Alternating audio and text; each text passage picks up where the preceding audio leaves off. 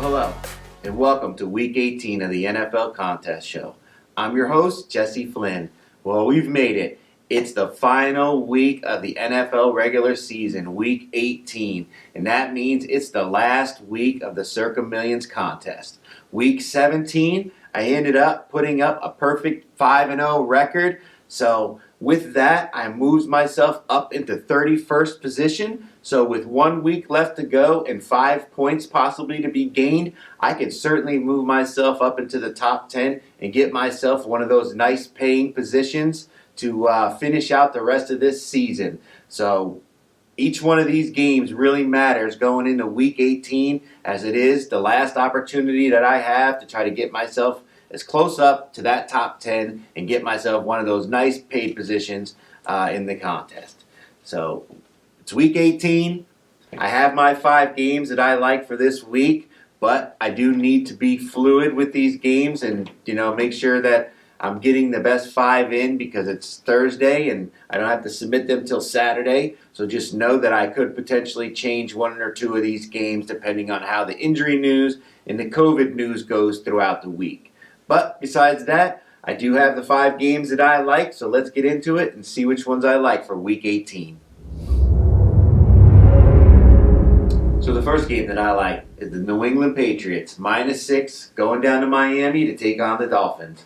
This is a matchup of 2 division rivals. The Dolphins ended up won that first game. I think it was week 1 of the season, on a game where the Patriots had a chance to win that game, but they ended up having a fumble near the end of the game that cost them a chance to win. But this is a totally different team now, and I think that the New England Patriots are they're really going to roll right over this Miami Dolphins team. If you look at the matchups, I just think that the coaching matchup on these 2 games is, Belichick's just got a major advantage over Flores. You look at the offensive line for the New England Patriots. I think they're going to be able to run the ball on this Miami Dolphins defense the same way the Titans did last week. And I just don't see how the Miami Dolphins are going to be able to score many points against this New England defense.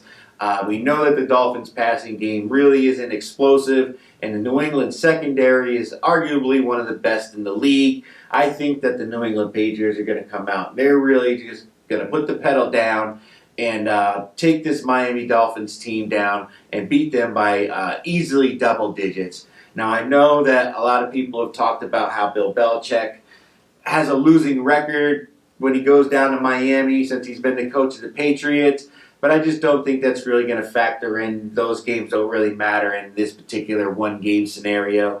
I just think that with what New England has to win in this game, they could potentially be the NFC East champion if the Buffalo Bills lose. They've got all the motivation in the world to go out there and put their best game forward. I just think that they're a much better team defensively, and they're a much better team offensively, particularly with the run. I don't think Mac Jones is going to be asked to do too much, and I don't think Tua will be able to do enough to keep his team in this game. So I don't think the 6 points is a big number, and I think it's actually kind of a fishy number in the fact that they're giving you 6 to the home team, wanting you to take the Miami Dolphins, knowing that the New England Patriots are probably going to go down there, and they're really just going to lay one on this Dolphins team. So for my first pick, give me the New England Patriots -6. So the second game that I like is the Los Angeles Chargers, -3, heading out to Vegas to take on the Raiders. This is a playoff game for all intents and purposes, and I just think that the Chargers are the better team in this situation. The Raiders have been on a win streak the last 3 games, but they've also lost a turnover battle in all 3 of those games. The Raiders have had 7 turnovers in the last 3 games, and they have gotten 0 turnovers in those 3 games, and yet somehow they've been able to win those games. And most of it has to do with teams having COVID situations, players not being able to practice because of the COVID situations, and the Raiders just getting incredibly lucky to get those wins. And I don't think it's going to be sustainable against this Chargers team. I just think the Chargers offense is way too explosive. I think Staley is a much better coach for the Chargers. He's going to have them ready to win this game. And I don't think there's going to be any type of home field advantage that's going to help the Raiders when LA comes into Las Vegas. So, there's just not a lot going for the Raiders. And I think they're getting a lot of credit for this 3-game win streak that they've had, even though, again, it's been against inferior competition, and they've been incredibly lucky with the turnovers not costing them the wins in those 3 games. So I just see the Chargers being able to score enough points that the Raiders aren't able to keep up. And the defense for the Chargers, once you make the Raiders one-dimensional and make them have to keep continuing to throw the ball, you know that they can get after Derek Carr like they did last game, where Joey Bosa made the comment about him looking at the rush as opposed to looking down the field. So I just think that, again, the Chargers are the better team all the way around. They've got the better coach. They've got the better offensive line. They've got the better running backs, wide receivers. I just think that the Raiders are only +3 and not more because they've been on this 3-game win streak, which is kind of a phony 3-game win streak. So for my second pick, give me the LA Chargers -3. So the third game that I like is the Pittsburgh Steelers +6 heading down to Baltimore to take on the Ravens. Now, we've got another division matchup. This game has some kind of potential playoff implications, but both teams need some kind of wacky stuff to go on and a bunch of teams to lose in order to make it. But they still have motivation to win. This is a division rivalry game, one of the most heated rivalries in all of the NFL. So both teams are going to come out wanting to play and wanting to win this game. And we also know that this is likely Ben Roethlisberger's last game. And the Steelers are most definitely going to want to try to send him out on a high note. And the Ravens are definitely going to want to try to win this game and not let Ben Roethlisberger go out with a win in Baltimore. So this game could get contested. It could get a little testy. But I just think that this is going to be a low-scoring AFC North type of game. And if you're going to give Pittsburgh 6 points, I just think that's too many. This is a 3-point game at most. This is going to, both defenses are pretty good.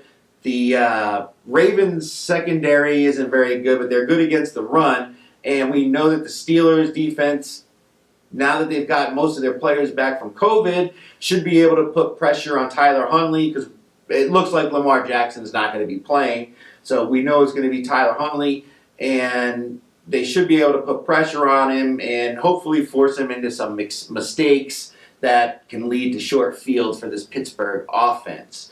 The special team for Pittsburgh could also play a role in this game. I could see them potentially, giving the offense a short field with maybe a kick return or a punt return that, they can return deep into Baltimore territory. So I just think that it's going to be that type of game. It's going to come down to those type of plays that are the plays that end up eventually leading to the win. And again, with it being 6 points, I just think it's too much for this type of division rivalry. We know that the motivation is there for the Pittsburgh Steelers to play well. And, even though Baltimore would like to send Ben Roethlisberger out with an L, at the end of the day, they've got the slimmest of margins to make the playoffs, and they're dealing with some COVID issues and some other sickness issues running through the Ravens organization right now. So we don't even know who's actually going to be available. So I just think this is too many points to be given the Steelers in this situation in a division rivalry game. And this line has already moved. It's actually gone down to 4.5 right now. So we're seeing some line movement against the number. And even though the betting's about 50-50, I think the money's more on Baltimore, actually. So we're seeing some reverse line movement with this game. So I just think that this 6 is too good of a number to pass up with a Pittsburgh Steelers team that's in win mode for Big Ben. And we know Mike Tomlin in these underdog situations is really good against the spread, and the line is moving in our favor. So for my third pick, give me Pittsburgh +6. Now the fourth game that I like is the Cincinnati Bengals +6.5 heading down to Cleveland to take on the Browns. Now, this line has moved up significantly in favor of the Cincinnati Bengals since they announced that it looks like Burrow and Mixon and maybe some other players may be resting. But that doesn't mean that all their starters are resting. They're still going to be playing the majority of their starters in this game. And guys like Brandon Allen, their backup quarterback, and the other players that are going to be playing in this game are going to be really motivated to actually have an opportunity to play in a game. And they're going to want to show the organization that they deserve their position for next year. So it's not like they're going to go out there and just take 3 knees and punt the ball back to Cleveland. These guys are going to go out there and they're going to try to shine and put on a show. And I actually think it's Cleveland that's going to be less motivated to try to win. I think they've already packed it in. Their season's over with. We know that Mayfield's out. Now we've got Case Keenum who's going to start this week, which is probably an upgrade actually with the way Mayfield's been playing. But I don't know how many players for the Cleveland Browns are actually going to end up playing. I don't think Kareem Hunt's going to play. I'm not sure if Nick Chubb's going to play. Not sure exactly who on the defense is going to play. I'm sure there's some guys with incentives that would like to reach their incentives that would like to play. But again, if they're banged up, if they're injured, they're probably not going to play because there's no reason for them to play. And again, you're getting 6.5 points with the Cincinnati Bengals. It's almost a touchdown. The Bengals have a real opportunity to win this game. It's not like they're sending out a bunch of scrubs. Most of their defensive starters are still going to play in this game. I think they've got an opportunity to win this game outright. And you're going to give me 6.5 points?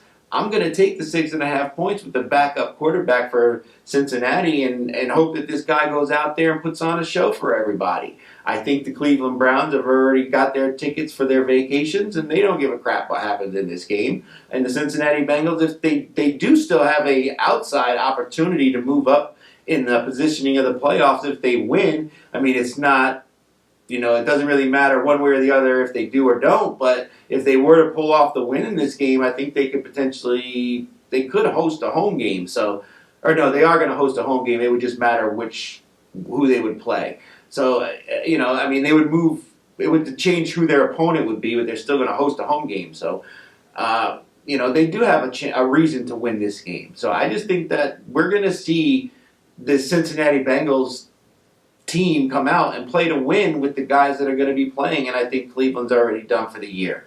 So for my 4th pick, give me the Bengals plus 6.5. So the last game that I like is the Atlanta Falcons at home plus 4.5 taking on the New Orleans Saints. This is another division rivalry game. The Saints have an outside chance of making the playoffs if they win this game and the 49ers lose against the Rams, which is a real possibility. So they have motivation to win this game, but the Atlanta Falcons would like to knock out probably their biggest rival from the playoffs. So they also have some motivation to want to win this game. And not only that, this is Arthur Smith's first season as a head coach, so I'm sure he would like to end the season with a win. And I think the Atlanta Falcons, they could definitely win this game straight up. They're at home. They won the first matchup in New Orleans. That game, they were plus 6.5 in that game. Now they're at home and they're plus 4.5. This line doesn't make a lot of sense. That first game, they had Trevor Siemian, who's actually more of a quarterback than Taysom Hill. Taysom Hill ranks as one of the worst passing quarterbacks in the NFL this year. I don't know where the points are going to really come from for New Orleans, and the Falcons have shown that they're able to score on, decent defenses. So I don't, especially this New Orleans team.